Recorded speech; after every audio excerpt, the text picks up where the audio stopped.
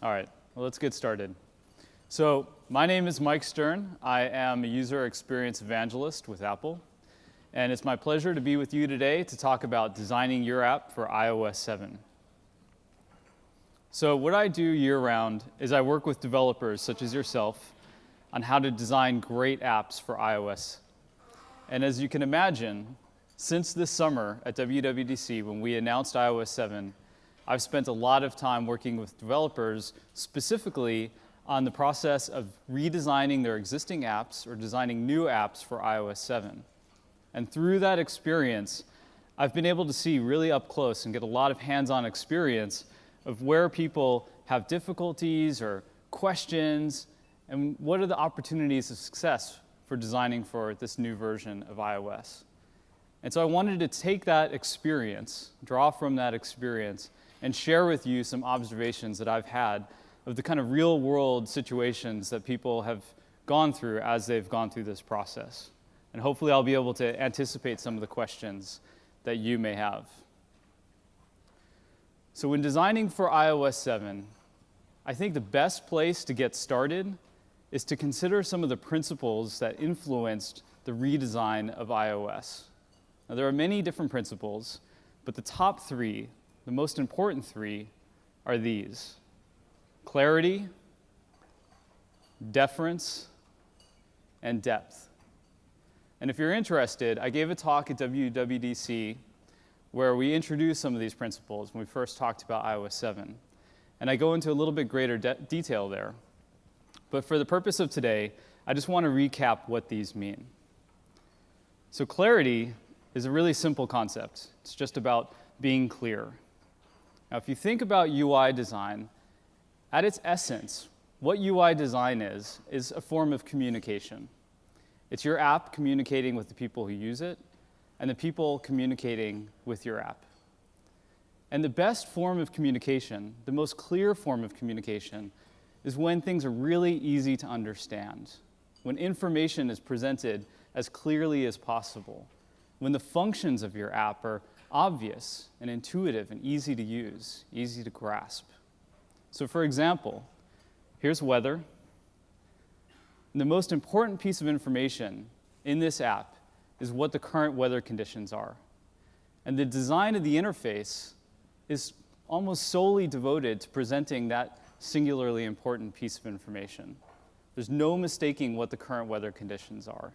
There's other information presented here too, and it's also very straightforward and easy to grasp. And that's the bar. Your app should make information and functions as easy to understand and as easy to grasp. How people interact with your app when they launch it, at the very first moment, the app should tell them what this interface, what this app is capable of doing, and how they do it. Next up is deference. And I think this is kind of a novel concept when it comes to design, and somewhat of an unusual and unexpected one. But it's a really critical one. So to define deference, it's basically about having the best possible content consumption experience that you can possibly provide for the people who use your app.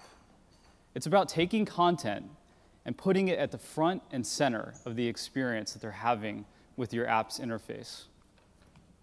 So for example, this is mail. And in mail, the content is the email message. And within that, there's text and photos. So being deferential in this situation involved making sure that text was legible. So the whole text size scaling feature was in large part driven by that singular goal. So if you have a hard time reading text at a small font size, you can adjust it to make it more legible for yourself. Photos are now edge to edge. So there's a larger image, meaning you can see more detail within each photo that you look at. And the navigation itself was designed in such a way that it's visually subdued. So it's not competing for your attention with the content, with the email message. It's sort of the navigation bar, the toolbar, kind of blend into the message, making the message seem as large as it can possibly seem. And depth is about creating a vibrant and lifelike experience within apps and on the platform as a whole. It's also about using separate, informational and functional layers to help people stay oriented within their current context. Now, these three principles, these are really important, timeless, and universal principles. And they're critical when you're designing something to have objectives and principles like this, to have principles that provide an objective criteria for you to make really great design decisions. The contrary of that, the opposite of that, is to have subjective design-making decisions. So if you were designing in a subjective way, you might ask yourself, how can I make this look cool? Or what can I do that's new and fresh? And it may yield some interesting results, but it's likely to yield results that are trendy and won't stand the test of time. So when thinking about principles and talking about principles, there's a risk of sounding somewhat academic, or you're over-intellectualizing things. And I think it's actually not that true. The best way to approach designing around these principles is just to ask the right questions. So I've prepared some examples for each of these three principles. And there's more questions that you can ask, many more, ones that are specific to the type of app that you're designing. But these are good ones to start with. So for clarity, am I using words that people understand? Do they have the vocabulary to understand the text that's in the interface? Am I speaking clearly? Am I using grammatically correct phrasing? Can people tell what my app does just by looking at it? That's a pretty high bar to set, but it's an important one to keep your eyes on and try to work towards that ultimate goal. And can people use my app with little or no instruction? Now, sometimes some instruction is necessary, especially with a very complicated application. But your ultimate goal should be to make the app so intuitive to use that people can just guess how to interact with it. For deference, is the interface calling attention to itself? Is it trying to speak too loudly, and therefore it's kind of distracting? Does the interface compete with content? Again, is it so visually noisy that it's overwhelming your ability to accurately see visual information within the content, whether that's photos or text? And can content be larger and more central to the app experience? Again, these are really basic questions, but they're good ones to ask. And for depth, do people get lost or confused in my app? You have to watch people using your app and be really honest about where they're stumbling, and then figure out, is the ultimate problem the app interface and the way it's been designed? Can you help address that? Next up, and I think this is really critical, how do my apps spatially relate to one another? It's really important when you design an interface to have a clear spatial model of all aspects of your application. If you don't have that spatial model of how things are arranged, when people are using your app, they won't have a spatial model of how things are arranged, meaning they don't know where they can go. They don't know where they are. And as a consequence, they're going to feel lost and confused, like the first question. And finally, how can animation provide a sense of continuity? Now, animation is really important for iOS 7, and we've used it and we've leveraged it to a greater extent than ever before. And I'm going to go into a lot more detail about some of the ins and outs of animation a little bit later. But I want you to be thinking about that, because animation is really important for providing continuity. So these questions, they're actually very basic and simple questions. But the answers that you come up with to these questions might be very profound. They might take you on a totally different path than the one you had been on before. So it's important to ask these. It's important to ask these at the beginning when you set out to begin designing an app, but it's just as important to continue to ask yourself these questions as you're designing and as you're developing. That'll help you make sure that you're staying on course and make sure that you're continuing to make really good, objective, rational decisions. Okay, so that's the principles. Now, I want you to keep thinking about some of those principles as we go through the rest of the presentation, because hopefully it'll help provide that framework for some of the things that I'll discuss. So, in software interface design, we talk about the look and feel all the time, and more than just software interface design, all aspects of design. And that's a really good way for talking about iOS 7 as well. So I want to start with the look. Specifically, I want to talk about 6 different things related to the look of iOS 7, starting with app icons. Now, the reason why I want to start here is because no matter what type of application you make, you're going to have to redesign your existing app icon for iOS 7, presuming that you have one. There's 2 reasons for this. The first one is that the size has changed. So that's pretty basic. The app icons are now a little bit bigger, and you don't want to just stretch existing artwork to fit, because it won't quite look right. It's not high enough resolution. But the next one, and the more important one, is that the mask shape for app icons has changed. So the contours of those corners are now a bit different. And that can be a problem for some icons. You see a lot of app icons that do something like this. They have a faux 3D appearance. It's like a 3-dimensional tile which has been tilted back slightly. Or they have inner highlights or borders, frames that trace the contour of the mask shape. And if you've done something like this with your app icons, obviously it's not really going to look right with the new mask shape. Those corners are going to get cut off. The faux 3D effect isn't going to be very convincing.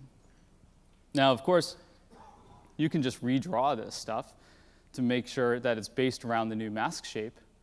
But I think this is a good moment to ask whether these elements are necessary. Many successful app icons don't have those visual adornments. Now, these 6 icons, these are from a larger set of icons that I had shown at the conference earlier this year. And I was doing a presentation called Best Practices in UI Design, and actually these icons were made before iOS 7, before it was public. And I held these up as exemplars of icon design for a couple of reasons, because they do a couple of things really well. The first is that they focus on a limited palette. There's not too many colors in each one of these icons. Some of them really just have one key color. Next, the colors that they choose are vibrant. They stand out. They have life to them, right? And the third is that they focus on a very simple shape. And as a result of those attributes, they reduce extremely well. Or looked at another way, you can recognize them from a very great distance. And that's important. Those characteristics are also really great because it's easy for people to memorize, to remember what these look like. So these are great icons.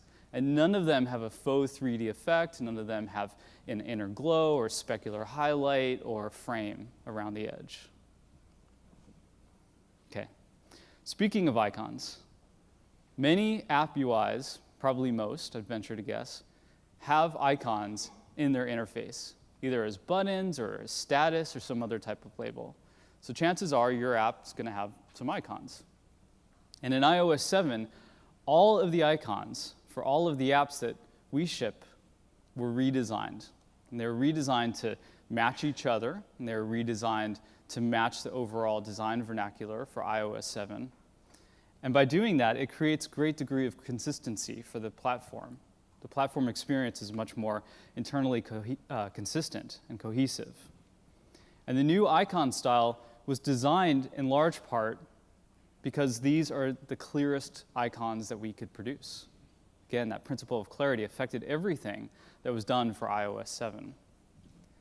These icons are crisp, they're precise, they're unadorned.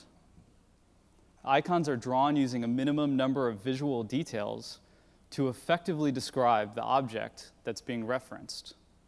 And they're created using simple geometric forms, like rectangles or squares, line segments, 90-degree angles or angle brackets, and circles. In fact, of these icons that I'm showing here, none of them have anything other than those geometric forms. And they're also designed to be head-on. They're facing directly at you. They're not in perspective or skewed or tilted in any way. And graphical features, like the lines for the voicemail icon here, are even one-point strokes. And selection is represented consistently by either thickening outlines to be 2-point strokes or filling in shapes, whatever is most appropriate for an individual icon. And you can mix and match these things within one app as with iTunes U. They demonstrate both of these forms of selection. On the left, featured and charts gets filled in when they're selected. And on the right, browse and search just have thicker outlines when they are selected. Okay, so now I've talked a little bit about the characteristics of the new icon set for iOS 7, but what does it actually take to make icons that match this style? So as a designer, I wanted to understand that a bit better myself. And there's really no better way of learning how to match a particular design style than by doing it, than by practicing it. So that's exactly what I did. So this is the old design that we had for the WWDC app that we released just before the conference this summer. And so I took this and I redesigned it for iOS 7. And I want to walk you through the process that I went through for redesigning each of the various icons that you see in this interface. I'm going to start with the day switcher controls there at the top. These let you go through the various days of the schedule during the week. Now, if my approach had just been to take the old iOS 6 icon and drop it into the iOS 7 app UI, it wouldn't look right. It wouldn't look really good. The old icon was designed to make it look inset into the surface or recessed into the surface. And that's not how icons look in iOS 7, or how we have designed them for ourselves at least. They don't look inset. They don't look like they're raised above the surface and casting a shadow onto it. They look as though they've been printed directly onto the surface. So the first step was just to remove those visual effects that made it look inset. But that's not quite enough, right? We also tint icons and tint buttons with a key color, which helps people understand that they are interactive or tappable. And I'll talk more about tint colors in a second. The next step was to look at the shape. Now, this triangle here, this is filled in. And that's an issue because, as I just talked about earlier, we reserve filling in icons to help show selection. But in this situation, this control doesn't actually get selected. So it's inappropriate. We don't want to confuse people by filling this in. And I needed to pick a new shape. And in this situation, it was actually kind of easy because there's a lot of precedent. We have back buttons. We have back and forward buttons from Safari's browser history. And those are conceptually very similar to the controls that I'm redesigning here. So I just created an image that was based on a chevron and was scaled to be the correct size for the situation that we're using it in. And that was basically it. It's pretty easy. It's pretty straightforward. This is a different icon. This is the repeat badge, which helps you know that an event is repeating in the schedule. And you can see some of the same characteristics of the previous icon. We have the triangular shape for the arrowheads, but we can see here that we have kind of an outline which is too thick. So some of the changes that went in here are similar to what we had before. Changed the triangular shape to a chevron and thinned out the lines from the arrow's tail. Next up are color labels, those little color swatches that have the triangular shape on the left or the big circle on the right. And there were two different icons, actually, because the circles didn't work well on the left and the triangles didn't work very well on the right. And this one was really kind of just a cheat. I just looked at Calendar, which has color labels for its icons. I dropped them into the new design, and I found that they actually worked really well. In fact, the same circle of color worked very well in both situations because it's much smaller, so it's more repurposable. And these icons, I'll just call out, these are 15-point, I believe, icons, very small circles of color, but they're just large enough to do what they need to do, which is to show you that swatch, that sample of color. No larger, no smaller. Okay, now last up, and most importantly, are the tab bar icons. Tab bar icons are typically the largest and most prominent icons in any app's interface. And they're persistent because it's a tab bar. It'll stay visible as you navigate throughout the app. So it's really important that your tab bar icons are designed with great care and attention to detail. So let's walk through these 4 icons. Now the first 2, these were, again, really easy. The process here was to just look for similar icons in other existing apps that we've shipped and just take them, just reuse them, right? So maps and videos, it was easy to find analogs for those 2 sections of the app and to just use those icons. And that's perfectly fine to do, right? Now, next up came events. That one was a bit trickier, a bit more involved. And so let's dive into that. So that's the old icon. And as you can see here, there's some problems with this. The outline is too thick, and it's just not that 1-point thickness line weight. And the squares that represent days are also pretty chunky. They're pretty heavy and don't feel light. They don't feel correct for the design language of iOS 7. The next issue is that the header, it's so large. As I talked about before, when we're show selection, we want to make sure that there's great contrast and fill things in or make things thicker. But that header is so thick that it's hard to make this even more filled in. And finally, those two rings at the top, which represent the metal rings that hold the months of a calendar together, the individual pages of the calendar together, I wasn't sure if they're totally necessary. And this is just a general bit of advice. Every time you're designing icons, you should ask yourself, is every individual element that's in the artwork absolutely necessary for conveying the image that I'm trying to communicate to people? And if it's not carrying its weight, if it's not totally necessary, then it should just be removed, because it's one more bit of visual noise that people have to process. So here's the new icon. As you can see, I removed those rings at the top. I didn't think that they were actually necessary. The header was thinned down, so there's much more negative space, there's much more white space in this icon, so it's easy to imagine how it's going to be filled in and more strongly show selection. And the outlines and the dots were all made to be quite a bit thinner. And finally, this is the icon that represents the news section of the app. And as you can see here, it has some of those same downsides, the same problems. So the icon is almost 100% filled in, so it would be very difficult to have a version of this which is heavier to show selection. And of course, I could just approach redesigning this icon by outlining that speak bubble shape, but that would look kind of fussy. It wouldn't look really right. And also, it's not designed based on geometric primitives. These are sort of freehand Bezier paths that are used to design every bit of this icon. So it's very non-geometric. Got a little bit ahead of myself. So here's the new icon. As you can see, I actually changed the icon itself. So the reason why I did that, and the thing I want to impart with you today, is that you should think about the symbology. Let me jump back here for a second. Think about the symbology of the icon that you're using to represent different concepts. Now, if we look at this individual icon here, we see that it has an exclamation mark. So what does that mean? It means urgency. I want to get your attention. And there's a speak bubble, which translates to this is a message. So if you string it together, I have an urgent message. And the section that it's representing is called news. So yes, conceptually they kind of match, but it's not a perfect fit. So if we go back forward again, you can see that ultimately there's a better icon that has a more direct semantic correlation to the concepts that we're trying to communicate to people.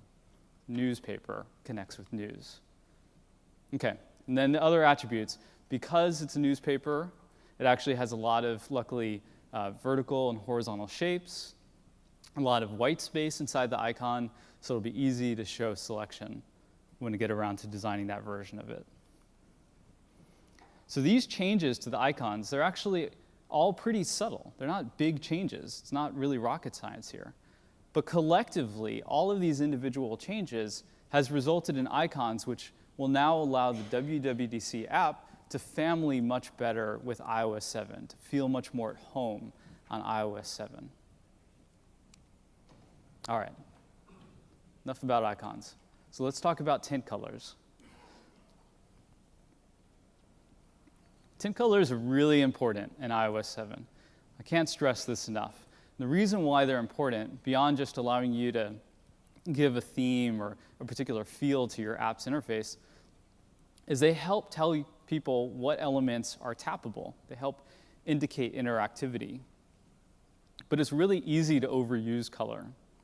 Lots of apps have lots of interactive elements at all times. And if all of those had a tint color, there would be way too much color. No matter what the color is, it would be totally overwhelming. So to avoid this, you want to mix things up a little bit. maybe use multiple tint colors. So let me explore what I'm talking about. Let me explain what I'm talking about here.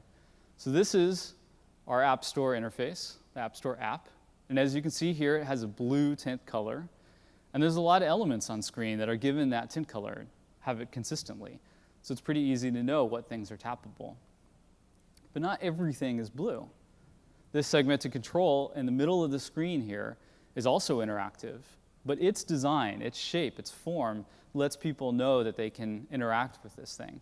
So there was no really need to make it blue. I mean, we could have made it blue, but there wasn't a need to do that.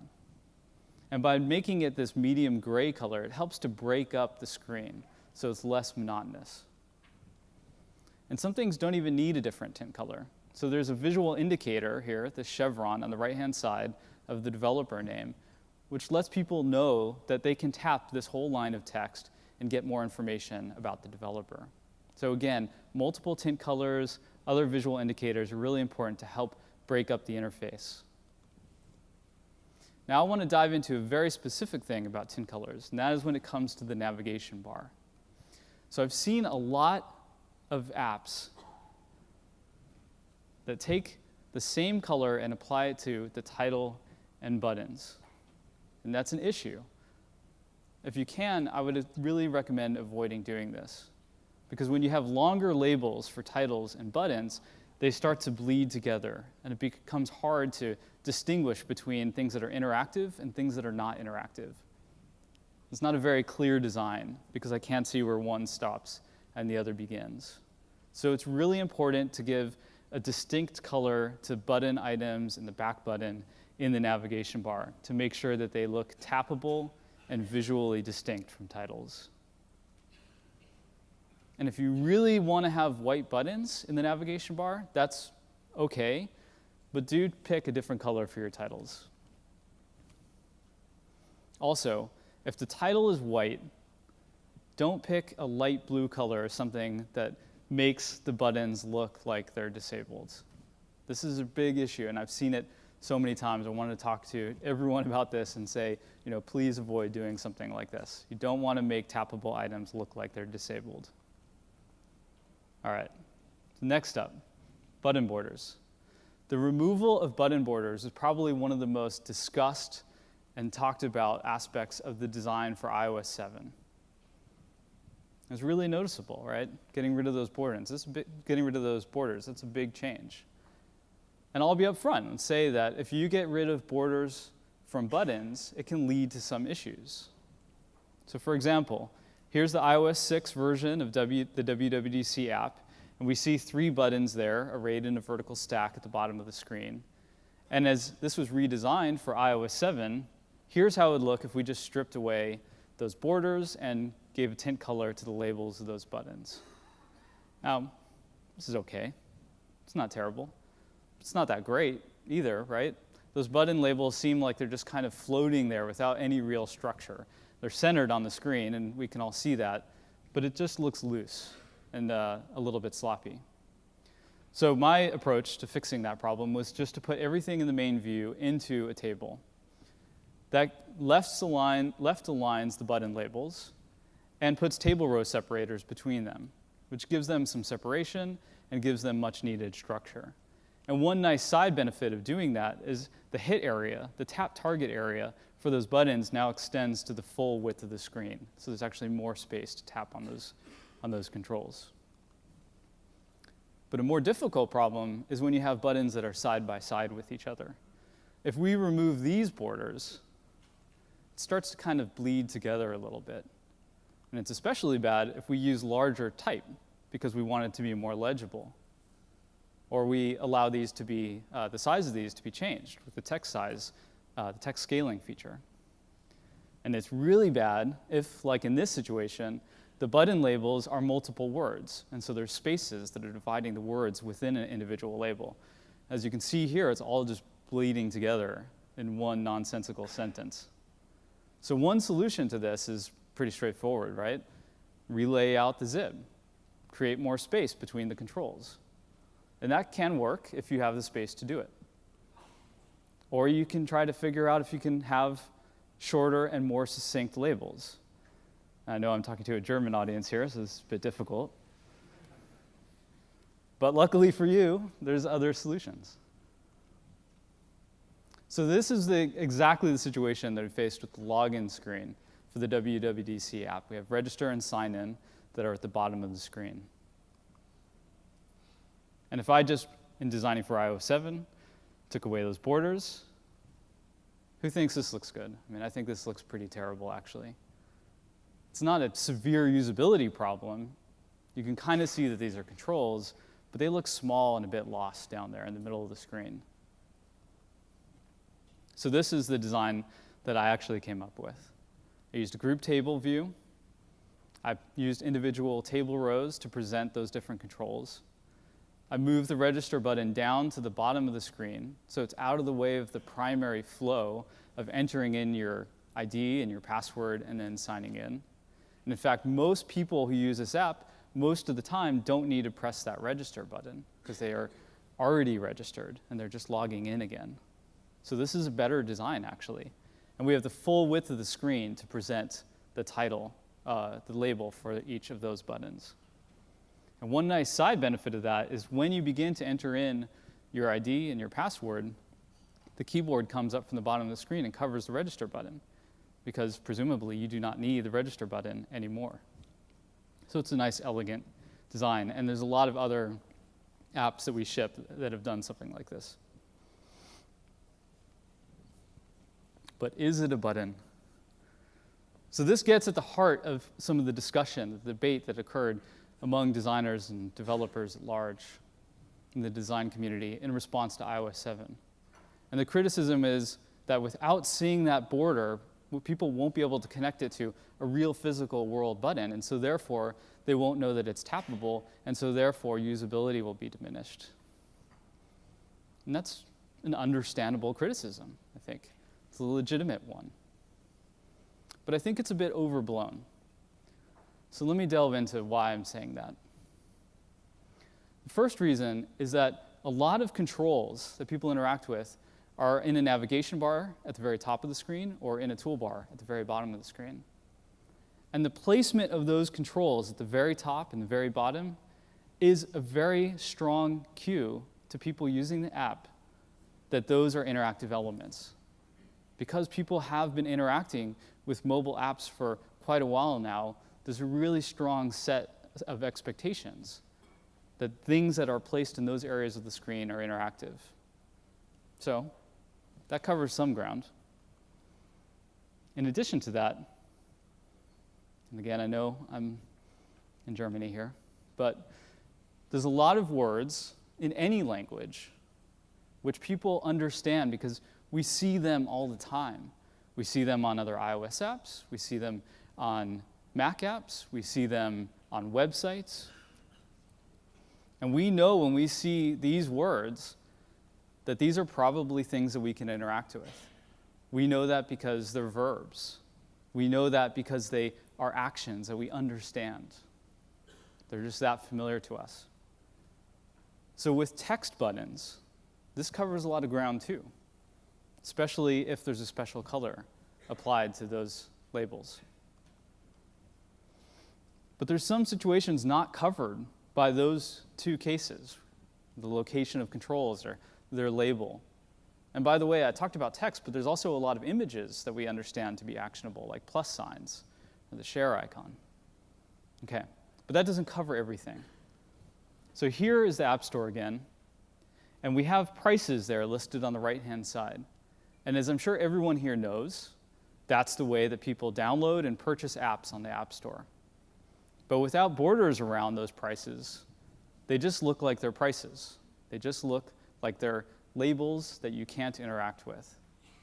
Now even though they have a tint color, there's some concern that people would still not know to press those things. And as we can all, I'm sure, agree here, it's really important that people who are using the App Store know how to download and purchase apps. So the App Store decided that it was critical that they put a border around those buttons.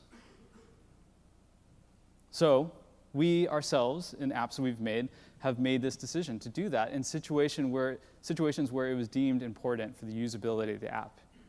And if you are in the same situation where you determine that it's necessary to draw a border around a button to make sure that people know it's interactive, then I suggest that you do something similar to this. Just draw a one-point outline, one-point stroke around the border, or just fill in the button shape with a solid color. Both of those look really good on iOS 7. They match the design vernacular of the platform, and they're effective in making sure that people know that things are tappable. So if we go back to the WWDC app for a second here, again, this is the login screen that we were looking at before. And I could have treated those buttons in the same way as the App Store did. But to be honest with you, this is actually a better design. Okay. Boxes, lines, and shadows. So part of being more deferential in an app's design is removing the visual adornments that are so common in pre-iOS 7 apps. These adornments are often really unnecessary. They don't improve usability or help things out very much. But if you simply just strip away these visual adornments, it can sometimes leave your app feeling unstructured. So let me explain what I'm talking about. This is just a fake generic app that I made.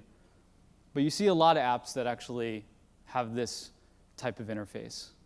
So it's a long scrolling view, and you see a bunch of photos, and then associated with each one of those photos, there's a caption and a timestamp, maybe some comments, some controls for acting on it. And all of that is grouped together and clustered together by the use of a visual device, by a box, which is being drawn around it. Helps. In design, we would call it clustering. And that clustering allows these things to come together as one entity and be separated from other unrelated items. And this is actually really important. Without that box, things become really unstructured. Now we don't have that box competing for your attention, and so theoretically, you're able to concentrate more on the photo, but usability has really suffered. So what do? So one solution is to just, got ahead of myself.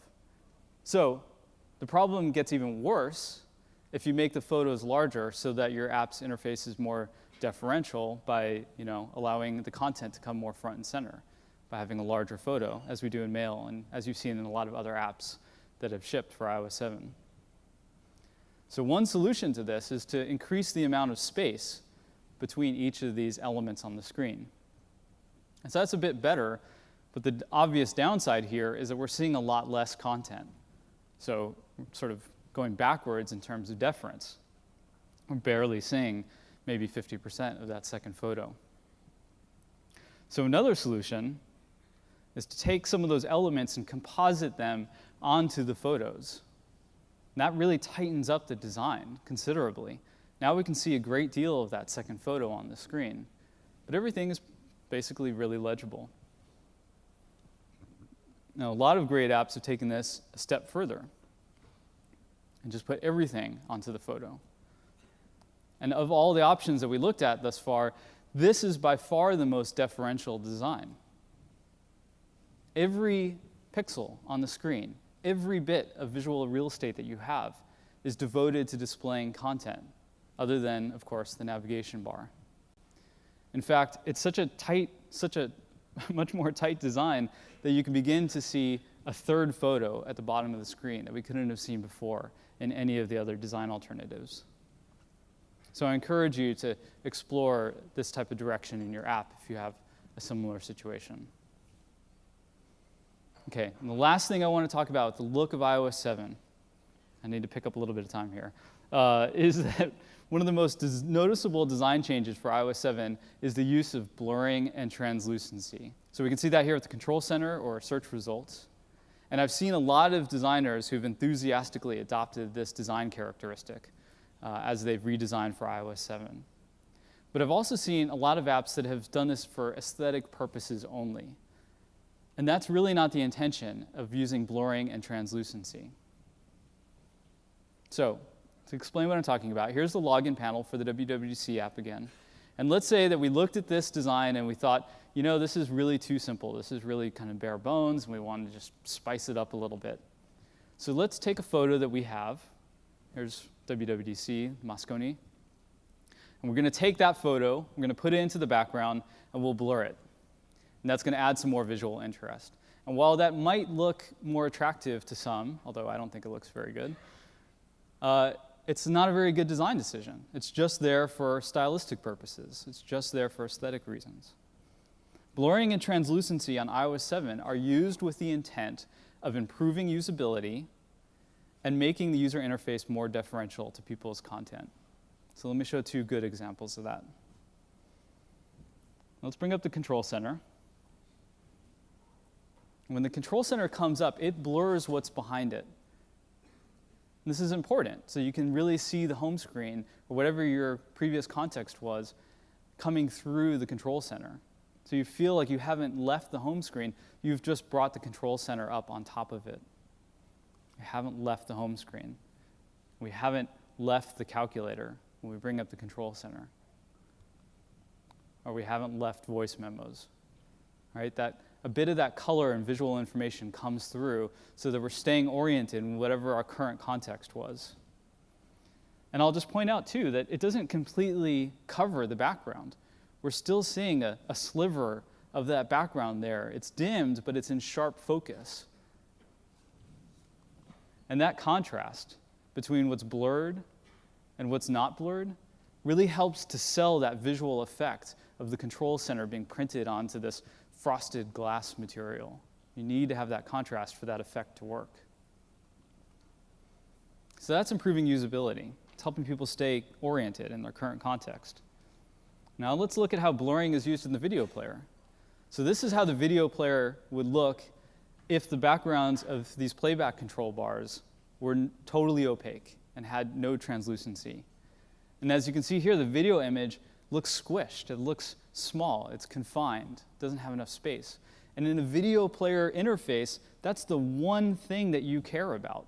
It's the video image and, of course, the sound. So that's why blurring and translucency are used here. It allows that color and that visual information to come through the interface. And it allows the interface itself to not seem so heavy so that it's not occluding important information from the background. And then blurring is critical here because without blurring, you wouldn't be able to see the controls that are being presented to you. So that's the intention around blurring and translucency. Other uses of blurring and translucency really, again, are just there for eye candy. So again, coming back to the login screen, the use of blurring and translucency does nothing here to improve usability or make the interface more deferential to content. Okay. So that's the look of iOS 7. Now on to, I think, what's the more interesting part of this talk, which is the feel of iOS 7. Animation is a key aspect of what defines iOS 7. iOS 7's user interface is highly dynamic. Animation is used to establish and to reinforce hierarchy. Interactions like scrolling your messages is a playful experience, feels physically realistic. And interfaces like this one for the home screen seem to have real depth. The icons float above the wallpaper. There's distance between those two layers. And two big technological innovations have enabled this shift towards using more animation: dynamics and motion effects. Dynamics is essentially a physics-based engine for animating different views. It's what enabled the camera bounce interaction on the lock screen. With dynamics, views can respond to gravitational forces, they can collide with each other, they can snap to specific points on the screen, they can be pushed by external forces. Objects, views can have, you can control properties like friction, density, elasticity, and other properties. And motion effects is what enables that home screen parallax effect and the realistic movement of alerts and Safari tabs in a convincing three-dimensional space. And a big reason for this is to make iOS feel more lifelike, to feel more realistic. Now, realism previously used to be conveyed through visual effects, like highlights and shadows, textures, reflections. But that approach to establishing realism has its limits. Those highlights, those shadows, they don't change. They don't re-render when you move the device around in your hand. And we're constantly moving devices around.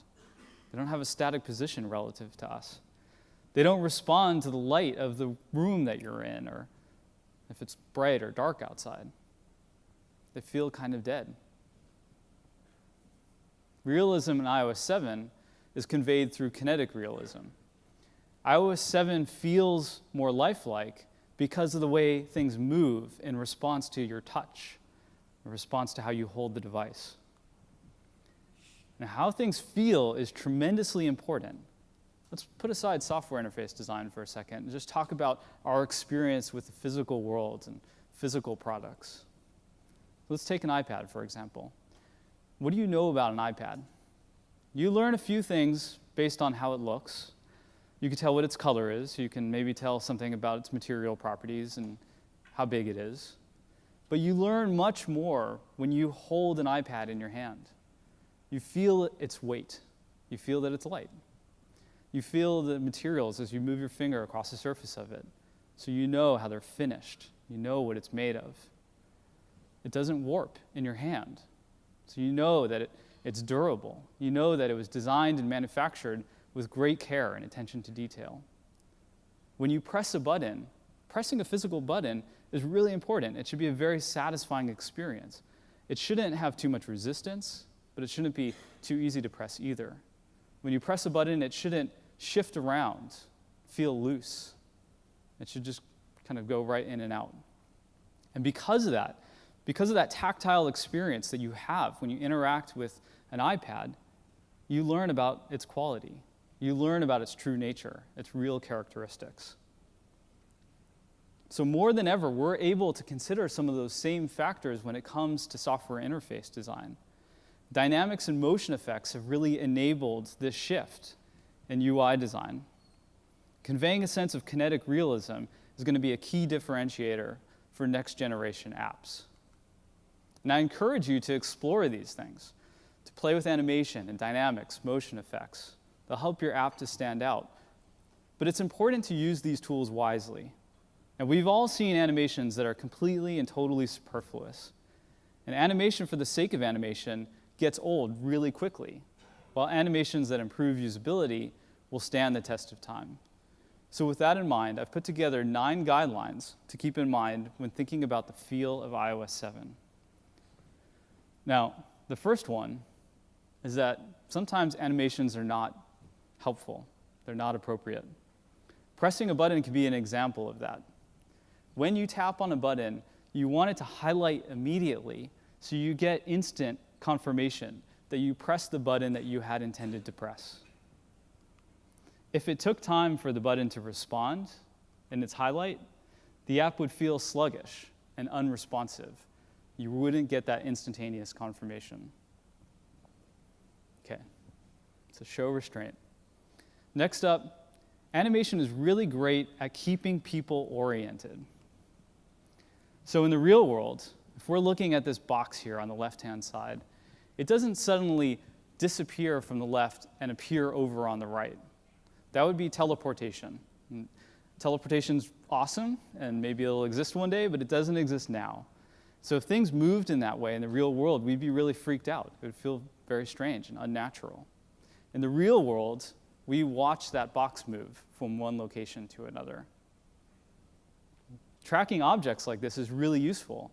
On a most basic level, our ability to track that object from one location to another tells us that the box which is now on the right is the same one that was on the left-hand side.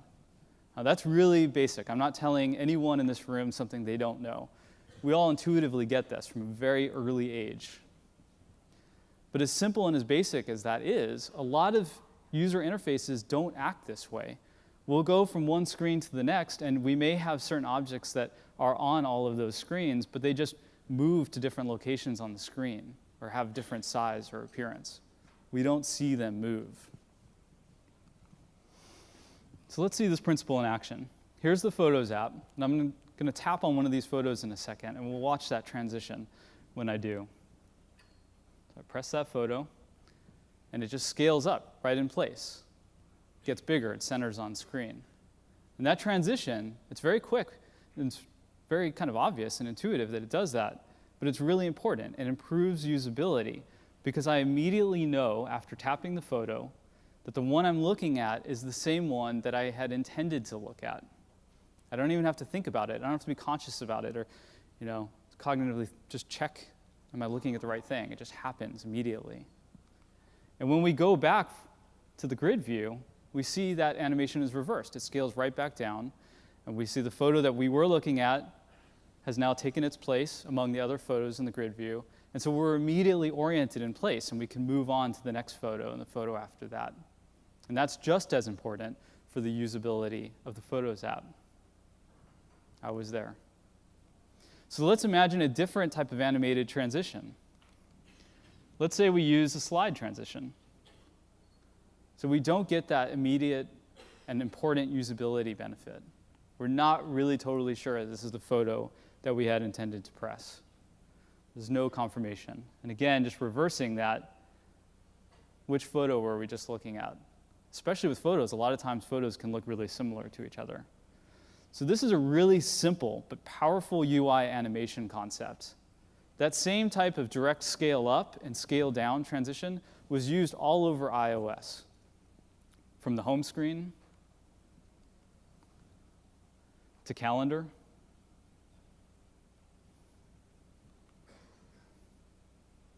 to the multitasking UI. This is really consistent. It works really well. It's very effective. Now, spatial relationships. Because we live in a three-dimensional world, two-dimensional computer interfaces can feel pretty flat.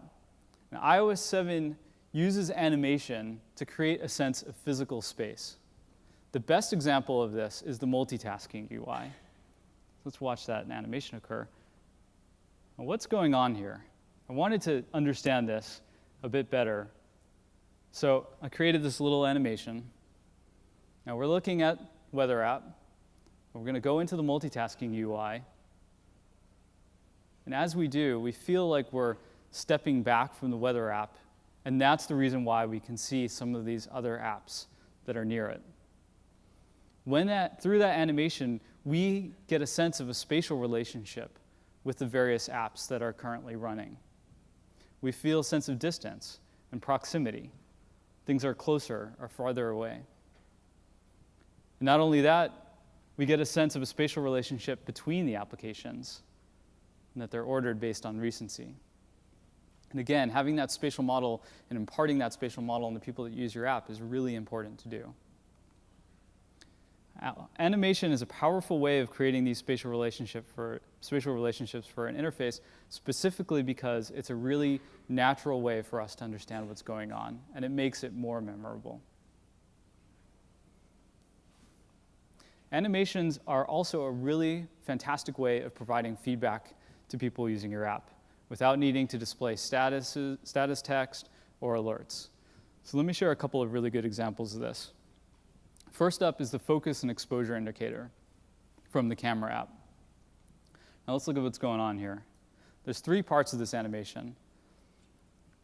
This indicator does three really important things. By first appearing and then scaling down, it's telling you it's locking on a specific part of the image to reference for setting the exposure and focus. And because it's scaling down, it feels like it's getting more precise, which is a good thing. We want it to be precise.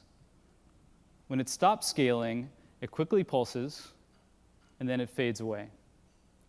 By pulsing and fading away, it's telling you that it's completed the process of focusing and setting the exposure, and that it's ready for you to now take a photo. So that's a lot of information, which is communicated through a very simple and quick animation. Next up, let's talk about the lock screen. So when you enter in your passcode, but you do so incorrectly, it animates. It sort of shakes its head no and says, no, that's not the right password. I'm going to clear out the gibberish that you just entered in here, and I'm going to let you try again, all without saying a word. So as many of you know, this animation was initially debuted on the Mac platform, and it was so successful there that it was brought over to iOS. Again, an animation which is elegant and improves usability in this way is going to stand the test of time. Animation is also really great at focusing our attention. We are predisposed to fixate on and track moving objects. We can't help it, right? It's in our nature. That is why animation is so good at drawing our attention to a specific area of the screen. Animations are a powerful way of notifying us that something requires our attention and telling us where we should be looking at now.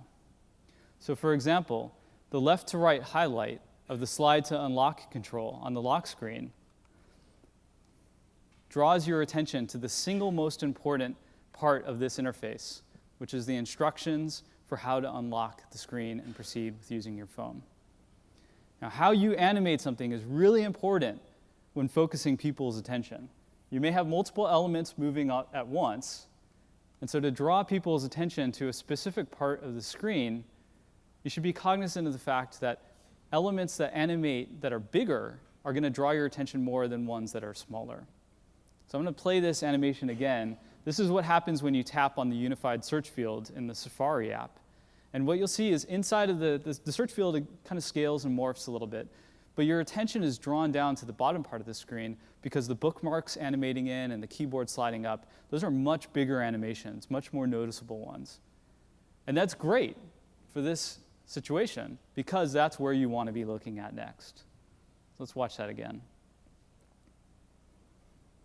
Now, I don't know about you, but my attention is brought to the keyboard, which totally makes sense. That might not be the situation in your app. So if that's the case, where you happen to have larger elements that are taking people's attention away from where they should be looking, stagger the ending time of animations. The last animation, the last thing animating, is probably going to be the one that's attracting your attention. Okay. So when something animates, when we watch something move, not only can you track the object better, but you get a sense of what it's made of. And in iOS 7's built-in apps, you'll find a lot of views and objects seem to squish and bounce when they move. Consider that lock screen bounce for the camera. When the screen drops down, it bounces off the bottom edge of the screen. The lock screen appears to be made of some kind of elastic material, and it's colliding with a surface which is rigid and immovable, solid. So let's let it go. And these physical behaviors are what makes iOS 7 feel more lifelike. Dynamics can help you add these sorts of subtle touches to your app's interface. But before you start writing a single line of code, consider the emotional response that you want to elicit. Even with a simple drop animation, a lot can be expressed just by how objects move. So perhaps you have an app that's really serious and use the same type of animation that we just looked at. Well, it might not feel appropriate to have a playful and bouncing animation. It might feel a bit out of place for something that's so serious. Instead, this box should feel as though it's heavy and dense, rigid, so it barely bounces at all. Maybe it shouldn't even bounce. It just drops to the bottom and lands there. But let's consider a different type of app. Maybe you're making an app for children, and you want something which is just over the top, fun and playful. Those other two were kind of boring. Maybe it shouldn't fall linearly, right? It should bounce around a little bit and slide into place. That's much more fun. Or maybe you're trying to convey a sense of technical sophistication. So when we let this go,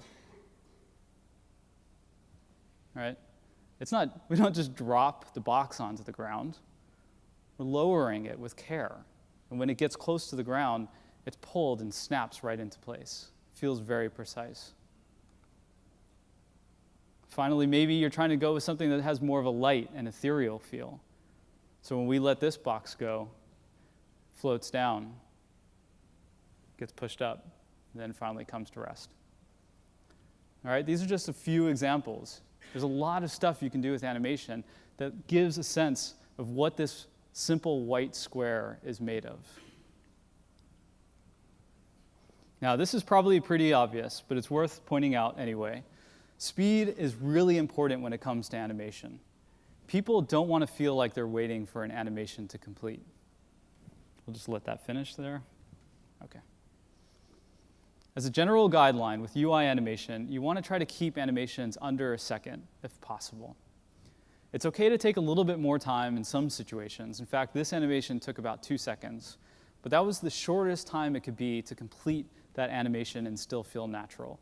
And the box had quite a distance to travel. Now, also, animations can be too quick. Overly fast animations don't give you enough time to process what's going on, and it can feel just like a bug, basically. So keep in mind also that animations start to feel slower the more times we see them. So when you're coming to making final decisions around the timing of an animation, make sure you defer that decision as long as possible. You really want to live with animations for a while before you make those final decisions. Now, in the real world, objects don't tend to move at a perfectly even rate of speed. So when things move, and then we call that easing, slowing up and slowing down. So when things move without easing, they can seem really unnatural. Now, it's useful to consider why something is moving in the way that it is when it comes to thinking about easing. So even if something moves like this without any ease in or ease out, that can make sense if we imagine that it's on this conveyor belt. But typically that's not the case. Usually some type of easing is helpful and welcomed when it comes to UI animation. So let's look at a simple ease out animation. So this is going to move really quickly right away and then slow into place when it comes to a stop. And it has a really different feel to it. We understand the physical dynamics of why it's moving and why it's slowing down in the way that it is. To me, it suggests that this block is being pushed by some external force.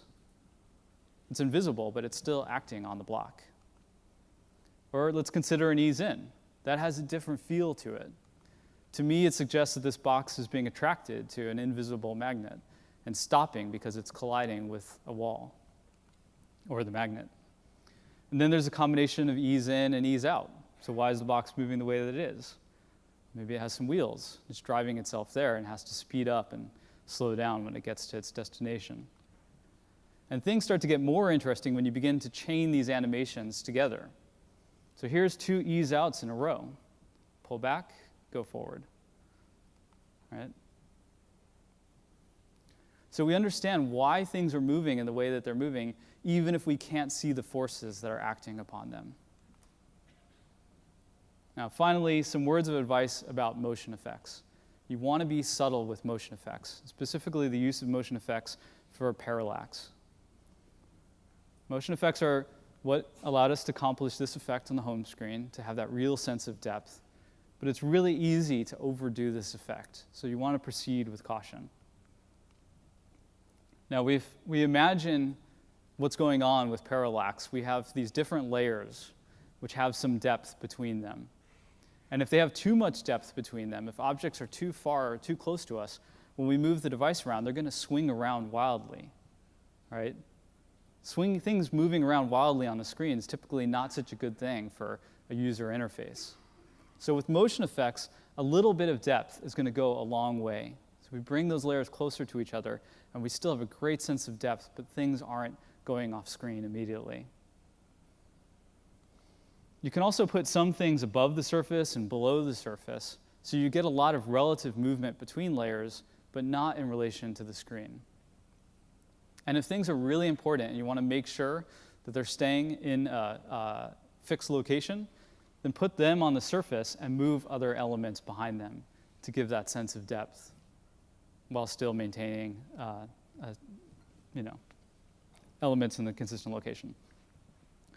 So Dave DeLong, the next session, which you guys will be about to go through, is going to go into a lot of detail about motion effects. All right, so just some quick final thoughts. Just keep in mind that everything I talked about, all of these guidelines, are really a foundation for how to approach designing for iOS 7.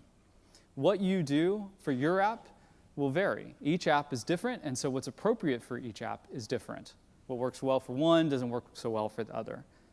And keep in mind that the best designs are the products of tremendous experimentation and iteration. It takes hundreds, if not thousands, of iterations to come up with a truly great icon or layout or animation. And also remember that design is a process of discovery. So try out a lot of different ideas and executions of those ideas until you find the one that's just right. And most importantly, simplify, simplify, simplify. If something isn't critically essential for your app's interface, cut it. That's going to give you more time to focus on the features that you retain, the ones that are the most important, so you can do the best job designing those limited set of features and make a truly great iOS 7 app. Thank you very much for your time, and I'll turn it over to the next speaker.